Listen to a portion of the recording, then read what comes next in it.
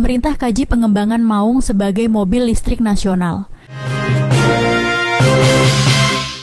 Pada pertemuan yang berlangsung di Istana Merdeka, Jakarta, Kamis, 6 Januari 2025, Presiden Prabowo Subianto dan Menteri Investasi, Kepala BKPM Rosan Ruslani membahas strategi penguatan investasi di sektor kendaraan listrik di Indonesia. Salah satu poin penting yang dibahas adalah upaya pengembangan Maung sebagai kendaraan listrik nasional yang dapat memanfaatkan potensi besar Indonesia dalam industri kendaraan listrik.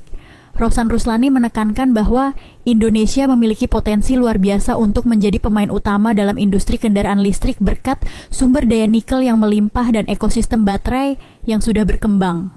Namun, Rosan juga mengungkapkan bahwa meski Indonesia sudah memiliki potensi besar, produksi mobil listrik nasional masih terbatas. Hal ini membuat Indonesia lebih banyak bergantung pada investasi perusahaan asing seperti Hyundai, BWD, dan Wuling yang sudah membangun pabrik manufaktur di Indonesia. Produksi mobil kita kan sekitar 1,2 juta per tahun dan diharapkan bisa berkembang hingga mencapai 2,5 juta pada tahun 2030.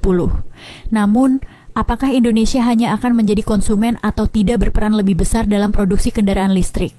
Tambahnya, menanggapi hal tersebut, pemerintah Indonesia mulai fokus untuk mendorong pengembangan kendaraan listrik nasional. Salah satu langkah yang tengah dijajaki adalah pengembangan Maung, kendaraan listrik yang diproduksi oleh PT Pindad. Maung, yang selama ini dikenal sebagai kendaraan utilitas, berpotensi dikembangkan lebih lanjut untuk memenuhi kebutuhan mobil listrik domestik dan bahkan dapat diekspor. Maung adalah contoh awal yang bisa dikembangkan menjadi mobil listrik nasional.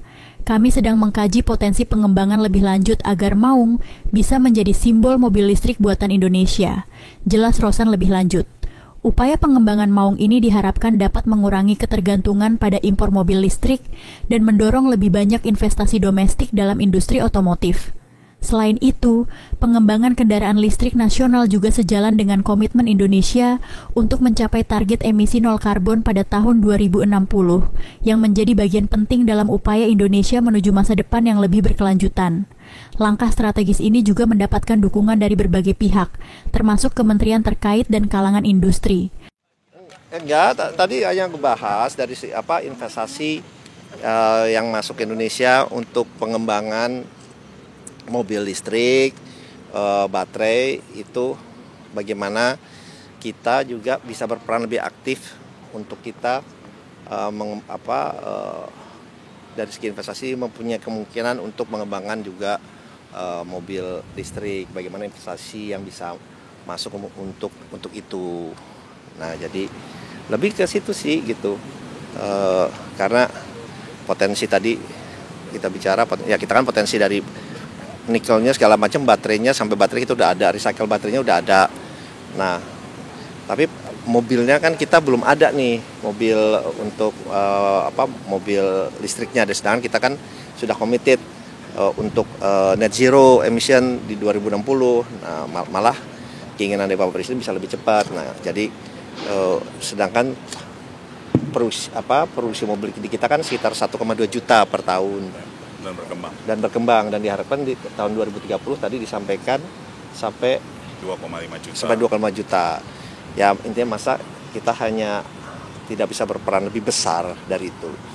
Nah, soalnya arahnya seperti itu dan kita diminta juga untuk melakukan pengkajian lah. Tapi kepada itu sih. Gitu. Bahkan udah ada Hyundai Pak, kan nanti ada investasi masuk lagi Pak. Iya kan Hyundai ini bukan hanya Hyundai, ada BYD yang sudah masuk, ada Wuling yang sudah bikin manufacturingnya ya. Nah tapi kan itu atas nama perusahaan mereka gitu.